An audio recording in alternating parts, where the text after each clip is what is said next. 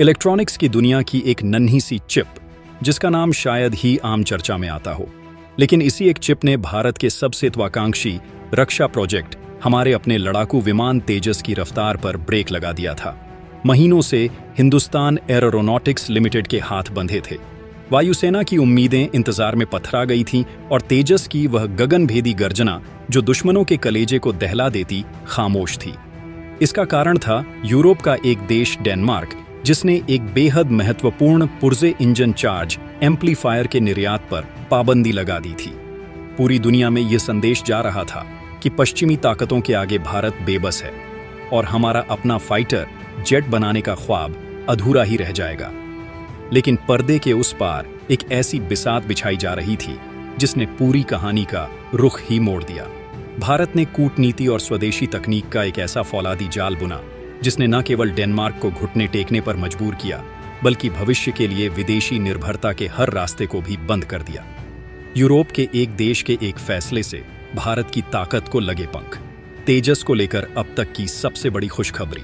Denmark ने तेजस को लेकर ऐसा कौन सा प्रतिबंध हटा लिया है कि अब दोगुनी रफ्तार से बनेगा मेड इन इंडिया।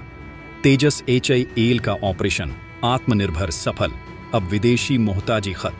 तेजस का स्नायु तंत्र अब भारत खुद गढ़ेगा। ड्रैगन की नींद उड़ाने आ रहे हैं 200 से अधिक मेड इन इंडिया बास सीमा पर जे का गुरूर मिट्टी में मिलेगा। तो दोस्तों, हम आपको इस सनसनीखेज खबर की परत दर परत कहानी बताएंगे कि कैसे एक छोटे से पुर्जे पर मिली विजय ने भारत को एक वैश्विक रक्षा शक्ति बनने की दहलीज पर ला खड़ा किया है। तो हमारे साथ बने रहें और इस विषय पर अपनी राय हमें कमेंट्स में अवश्य बताएं। अब जो खुलासा मैं करने जा रहा हूं, उसे सुनकर हर भारतीय का मस्तक गर्व से ऊंचा हो जाएगा। हमारा आसमानी योद्धा तेजस MK दुश्मनों के होश फाख्ता करने के लिए पूरी तरह से तैयार खड़ा था। भारतीय वायुसेना ने 73 लड़ाकू और 10 ट्रेनर विमानों का एक विशाल ऑर्डर HAL को दिया था, जिसकी डिलीवरी की शुरुआत मार्च 2024 से होनी थी। मगर देखते ही देखते महीने गुजर गए। कैलेंडर बदलने को आ गया, लेकिन एक भी नया तेजस वायुसेना के हैंगर तक नहीं पहुंचा। पूरा राष्ट्र प्रतीक्षा कर रहा था। रक्षा विशेषज्ञ चिंता जता रहे थे और हमारे विरोधी देश चोरी छिपे अपनी खुशी मना रहे थे। उन्हें लगा कि भारत का स्वदेशी अभियान दम तोड़ चुका है। पर असली खेल तो कुछ और ही था। इस पूरी देरी की जड़ में एक छोटा सा उपकरण था, जिसे इंजन चार्ज एम्पलीफायर कहा जाता है। आप पूछेंगे कि यह आखिर है क्या? इसे सरल शब्दों में ऐसे समझिए कि जैसे किसी सुपरकार के इंजन को स्टार्ट करने और उसकी पूरी ताकत को बाहर लाने के लिए एक परफेक्ट स्पार्क और इलेक्ट्रॉनिक कमांड की जरूरत होती है। ठीक वैसे ही तेजस के महाशक्तिशाली GEF 404 इंजन को अपनी पूरी क्षमता से गरजने के लिए इस चार्ज एम्पलीफायर से निकलने वाले सटीक इलेक्ट्रॉनिक संकेतों की आवश्यकता होती है। यह सिर्फ इंजन चालू ही नहीं करता, बल्कि उड़ान के दौरान उसकी परफॉर्मेंस, उसकी गति और उसके इलेक्ट्रॉनिक युद्ध प्रणाली के साथ तालमेल को भी नियंत्रित करता है। इसके बिना तेजस पंखों वाला एक धातु का टुकड़ा मात्र है, एक आत्मा के बिना शरीर, और यही जीवनदायी प्रजा डेनमार्क से आता था। डेनमार्क ने इसे दोहरे उपयोग ड्यूल यूज की श्रेणी में डाल दिया, जिसका अर्थ था कि इसका इस्तेमाल आम नागरिक कार्यों और सैन्य उद्देश्यों दोनों में हो सकता है। इसी कानून को ढाल बनाकर डेनमार्क ने इसके निर्यात को रोक दिया। यह भारत के लिए एक अप्रत्याशित और गंभीर झटका था। HAL के लिए यह एक बड़ी बाधा थी, क्योंकि तेजस जैसे अतिआधुनिक विमान के हजारों कलपुर्जे विश्व के विभिन्न देशों से आते हैं, जिन्हें भारत में जोड़कर तैयार किया जाता है। अगर एक भी पुर्जा कम हो तो पूरी की पूरी असेंबली लाइन थम जाती है। चीन और पाकिस्तान ठीक यही चाहते थे।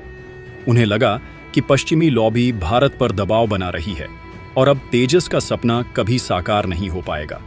लेकिन वे यह भूल गए थे कि यह वो नया भारत है जो समस्याओं के सामने सिर नहीं झुकाता, बल्कि उनका समाधान गढ़ना जानता है। जैसे ही डेनमार्क ने अपनी मंशा जाहिर की, नई दिल्ली में बैठे हमारे नीति निर्माताओं ने एक ऐसी योजना को अंजाम दिया जो किसी महाकाव्य के युद्ध कौशल से कम नहीं थी। पहला कदम था कूटनीति का। सितंबर 2024 में भारत ने पर्दे के पीछे से डेनमार्क के साथ गहन वार्ता का एक नया अध्याय शुरू किया। यह मीडिया की सुर्खियों से दूर एक शांत और प्रभावी कूटनीतिक पहल थी। भारत ने डेनमार्क को दृढ़ता से समझाया कि यह पुर्जा भारत की राष्ट्रीय सुरक्षा के लिए कितना महत्वपूर्ण है और भारत की मंशा पूरी तरह से रक्षात्मक है। यह बातचीत चल ही रही थी कि भारत ने अपना दूसरा और सबसे शक्तिशाली दांव चल दिया। HAL को एक अत्यंत गोपनीय मिशन सौंपा गया, इसी इंजन चार्ज एम्पलीफायर का भारत में ही निर्माण करना। HAL ने इस चुनौती को स्वीकार करते हुए बेंगलुरु स्थित एक निजी फर्म के साथ मिलकर इस डिवाइस को विकसित करने का काम युद्ध स्तर पर शुरू कर दिया। यह भारत की दोहरी स्रोत रणनीति, डबल सोर्सिंग स्ट्रेटजी थी, एक ऐसा कदम जिसने दुनिया भर के सैन्य विश्लेषकों को चौंका दिया। इसका सीधा सा मतलब था कि भारत अब अपनी जरूरतों के लिए किसी एक देश का मोहताज नहीं रहेगा। अगर कोई एक रास्ता बंद करता है तो हम अपने लिए 10 नए रास्ते बना लेंगे, और इसका परिणाम बिल्कुल वैसा ही हुआ जैसा सोचा गया था। एक ओर डेनमार्क के साथ हमारी कूटनीतिक वार्ता रंग लाई और उन्होंने प्रतिबंध हटाते हुए एम्पलीफायर की खेप भेजना फिर से शुरू कर दिया। दूसरी ओर हमारे भारतीय इंजीनियरों ने अपनी प्रतिभा का लोहा मनवाते हुए made in India charge amplifier का सफल निर्माण कर लिया। आज की तारीख में हम डेनमार्क से आयात भी कर रहे हैं और साथ ही देश में इसका उत्पादन भी कर रहे हैं। इसका अर्थ यह है कि भविष्य में कोई भी देश, चाहे वह कितना भी शक्तिशाली क्यों ना हो, हम पर किसी भी तरह का दबाव डालने की कोशिश करेगा तो भी हमारे तेजस का उत्पादन एक पल के लिए भी नहीं थमेगा। यह है आत्मनिर्भर भारत की असल शक्ति। यह वह सामर्थ्य है जो दुश्मनों को दिन में भी चैन से सोने नहीं देगी। अब HAL के पास वह क्षमता है कि वह न केवल वायुसेना के पिछले आर्डर को तेजी से पूरा करेगा, बल्कि हाल ही में स्वीकृत सैन्यास्त्र अतिरिक्त तेजस M के एक A विमानों का निर्माण भी रिकॉर्ड समय में कर दिखाएगा। अगले महीने से तेजस की डिलीवरी का जो सिलसिला शुरू होगा, वह आने वाले कुछ वर्षों में भारतीय आकाश को 200 से अधिक स्वदेशी लड़ाकू विमानों की गर्जना से गूंजायमान कर देगा। अब जरा इस एक कदम के गहरे रणनीतिक प्रभाव पर गौर कीजिए। यह केवल एक पुर्जे के निर्माण की कहानी नहीं है, यह भू राजनीतिक बिसात पर भारत द्वारा चली गई एक विजय चाल की कहानी है। चीन को सीधा जवाब। सबसे पहला और स्पष्ट संदेश चीन के लिए है। चीन, जो अपनी वायुसेना की विशाल संख्या के दंभ में चूर रहता है और LIC पर अपने J-20 और J-16 लड़ाकू विमानों की नुमाइश करके हमें भयभीत करने का प्रयास करता है, अब उसकी यह अकड़ ढीली पड़ने वाली है। अब तक चीन इस भ्रम में था कि भारत पुराने सुखोई और मिराज विमानों पर निर्भर है, जबकि उसके पास अत्याधुनिक विमानों का जखीरा है। लेकिन अब समीकरण बदल गए हैं। अगले 5 वर्षों में जब 200 से अधिक तेजस MK-A जो अपने उन्नत AESA रडार इलेक्ट्रॉनिक युद्ध प्रणाली, हवा से हवा में मार करने वाली अस्त्र मिसाइल और स्वदेशी जैमरपट से लैस होकर LIC पर दहाड़ेंगे, तो चीन के होश उड़ जाएंगे। तेजस की सबसे बड़ी ताकत इसका छोटा आकार, बेजोड़ गति और अद्भुत कलाबाजी मैनोवरबिलिटी है, जो इसे हिमालय के ऊंचे और संकरे पहाड़ी इलाकों में युद्ध के लिए दुनिया का सबसे खतरनाक विमान बनाती है। चीन के भारी भरकम J-20 विमान तेजस की फुर्ती के सामने बौने साबित होंगे। संख्या का जो लाभ चीन को अब तक मिलता था, वह अब समाप्त हो जाएगा। अब मुकाबला बराबरी का नहीं बल्कि भारत के पक्ष में झुका होगा। पाकिस्तान का टूटा गुरूर। अब आते हैं हमारे दूसरे पड़ोसी पाकिस्तान पर। पाकिस्तान चीन से मिले J-177 विमानों पर बहुत इतराता है और उसे अपनी शान समझता है, लेकिन वास्तविकता यह है कि J-17 हमारे तेजस MK-A के सामने एक खिलौने से अधिक कुछ नहीं है। चाहे तकनीक हो, हथियार प्रणाली हो, रडार हो या गति, हर पैमाने पर तेजस उससे कई गुना बेहतर है। अब जब 1 या 2 नहीं बल्कि तेजस का एक पूरा स्क्वाड्रन पाकिस्तानी सीमा पर निगरानी करेगा, तो J-70 के पायलटों को उड़ान भरने से पहले 1000 बार सोचना होगा। पाकिस्तान का तथाकथित गौरव अब भारत की आत्मनिर्भर शक्ति के सामने लज्जित होगा। यह पाकिस्तान के लिए एक ऐसा मनोवैज्ञानिक झटका है जिससे वह आसानी से उभर नहीं पाएगा। अमेरिका और दुनिया के लिए संदेश, यह मामला सिर्फ पड़ोसियों तक सीमित नहीं है। इस कदम से भारत ने अमेरिका को भी एक बहुत बड़ा संकेत दिया है। भारत तेजस के अगले संस्करण MK-2 और 5वीं पीढ़ी के M का लड़ाकू विमान के लिए अमेरिका के F-414 इंजन पर निर्भर है।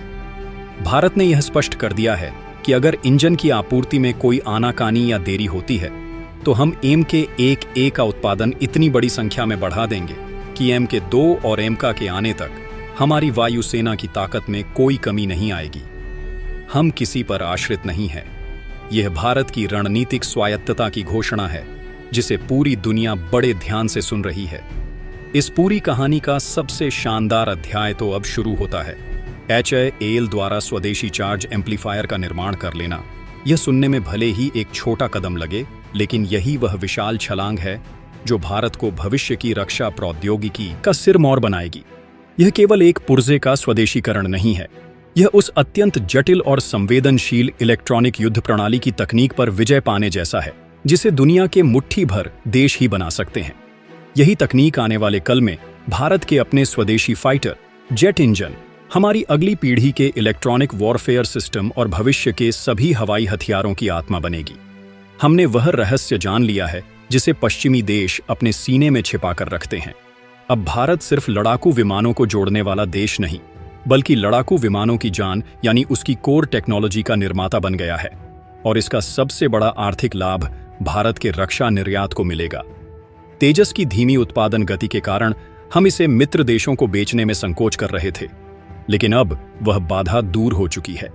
अब जब उत्पादन की राह में कोई रोड़ा नहीं है, तो भारत पूरे आत्मविश्वास के साथ अपने तेजस को दुनिया के सामने एक श्रेष्ठ और किफायती लड़ाकू विमान के रूप में प्रस्तुत करेगा।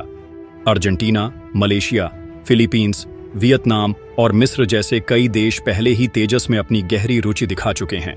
अब जब उन्हें यह विश्वास हो जाएगा कि भारत बिना किसी देरी के रिकॉर्ड समय में विमानों की डिलीवरी कर सकता है, तो सोचिए क्या होगा। भारत देखते ही देखते दुनिया के उस एलिट क्लब में शामिल हो जाएगा जो लड़ाकू विमानों का निर्यात करते हैं। इस पर आपकी क्या राय है? बताइएगा। जय हिंद, जय श्री राम।